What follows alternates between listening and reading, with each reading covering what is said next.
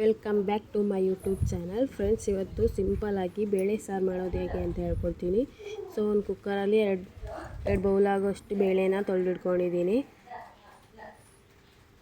Next ಒಂದು ಪ್ಲೇಟಲ್ಲಿ 2 ಬೆಳ್ಳುಳ್ಳಿ, 3 tomato, ಮೆಣಸಿನ್ಕಾಯಿ ಒಂದು 4, ಈರುಳ್ಳಿ ಒಂದು 4 ಮತ್ತು ಒಂದು ನಿಂಬೆಹಣ್ಣು ಗಾತ್ರದಷ್ಟು ಹುಣಸೆಹಣ್ಣು ಇಟ್ಕೊಂಡಿದ್ದೀನಿ.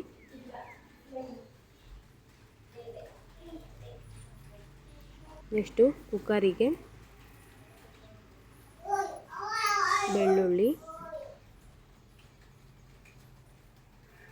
ಒಂದು ಕುಕ್ಕರಿಗೆ ಬೇಳೆ ತೊಳೆದಿಟ್ಕೊಂಡಿರೋಂಥ ಕುಕ್ಕರಿಗೆ ಬೆಳ್ಳುಳ್ಳಿ, ಈರುಳ್ಳಿ, ಟೊಮೊಟೊ, ಹಸಿಮೆಣ್ಸಿನ್ಕಾಯಿ ಮತ್ತು ಹುಣಸೆಹಣ್ಣು ಹಾಕ್ತೀನಿ.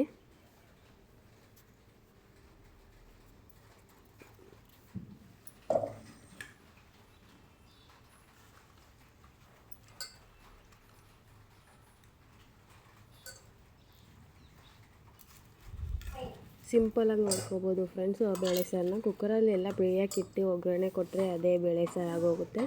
ಅನ್ನಕ್ಕೆ ಮತ್ತು ಅನ್ನಕ್ಕೆ ತಿನ್ಬೋದು, ದೋಸೆ ಚಪಾತಿಗಂತೂ ಇನ್ನೂ ಸೂಪರಾಗಿ ಬರುತ್ತೆ. ಈಗ ಈರುಳ್ಳಿ ಹಾಕ್ಕೊಂಡಿದ್ದೀನಿ. ನೆಕ್ಸ್ಟು ಟೊಮೊಟೊ, ನೆಕ್ಸ್ಟು ಹಸಿಮೆಣ್ಸಿನ್ಕಾಯಿ ಖಾರ ಇರೋದ್ರಿಂದ 4 ಹಾಕ್ಕೊಂಡಿದ್ದೀನಿ. ಖಾರ ಇಲ್ಲಾಂದರೆ ತುಂಬಾ ಹಾಕ್ಕೋಬೋದು, ಏನೂ ಆಗೋಲ್ಲ. ಈಗ ಒಂದು ನಿಂಬೆಹಣ್ಣು ಗಾತ್ರದಷ್ಟು ಹುಣಸೆಹಣ್ಣು ಹಾಕ್ಕೊಂಡಿದ್ದೀನಿ. ಅದಕ್ಕೆ ಒಂದು ಚೊಂಬ ಆಗೋಷ್ಟು ನೀರು, ನೆಕ್ಸ್ಟು ಸ್ವಲ್ಪ ಉಪ್ಪು. ಈಗ ಕುಕ್ಕರ್ನ ಕ್ಲೋಸ್ ಮಾಡಿ 2 ವಿಷಲಿಗೆ ಬಿಡ್ತಾಯಿದ್ದೀನಿ.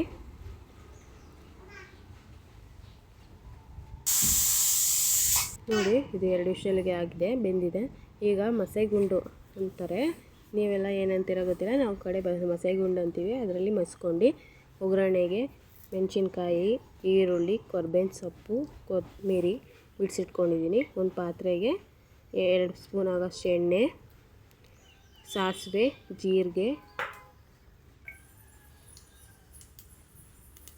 1 ಸ್ಪೂನ್ ಸಾಸಿವೆ, 1 ಸ್ಪೂನ್ ಜೀರಿಗೆ ಹಾಕಬೇಕು.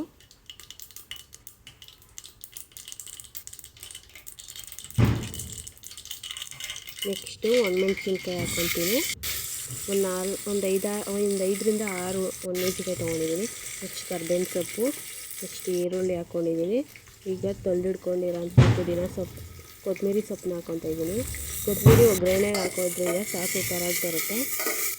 ಅದಕ್ಕೆ ನಾನು ಫ್ರೈ ಮಾಡಿದ್ದೆ, ಸೊ ಅದಕ್ಕೋಸ್ಕರ ಸೂಪರಾಗಿ ಬಂದಿತ್ತು ಸಾರು.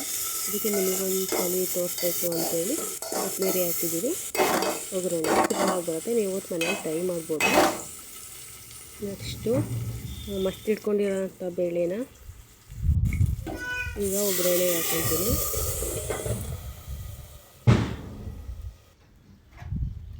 ಇದಕ್ಕೆ ಸ್ವಲ್ಪ ಅರಿಶಿನ ಪುಡಿ, ಉಪ್ಪು, ರುಚಿಗೆ ತಕ್ಕಷ್ಟು ಉಪ್ಪು ಹಾಕಿ ಕುದಿಸ್ಕೊತೀನಿ. ನೋಡಿ ಫ್ರೆಂಡ್, ಬೇಳೆ ಸಾರು ರೆಡಿ ಆಯಿತು. Thank you.